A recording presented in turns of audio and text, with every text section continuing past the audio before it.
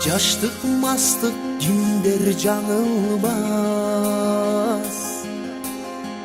өттү күндөр кайра кайрылбас.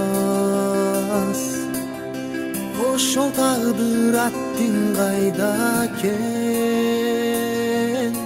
Амансыңбы балам ширин, өмүрдөгү жашоо бийлигин.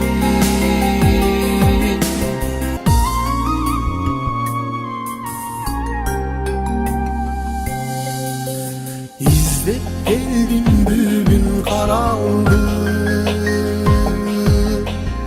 nege buncha çoçup karadın?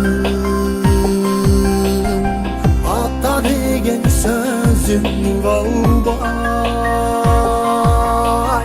akılından ketip baramın.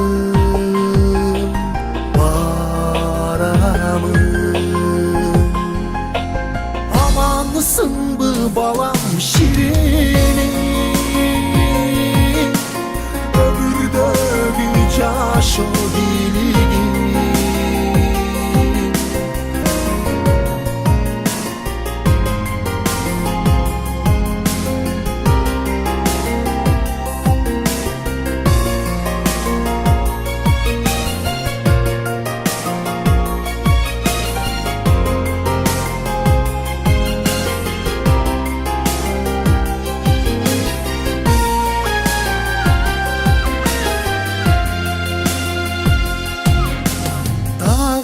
Kança azap salasın,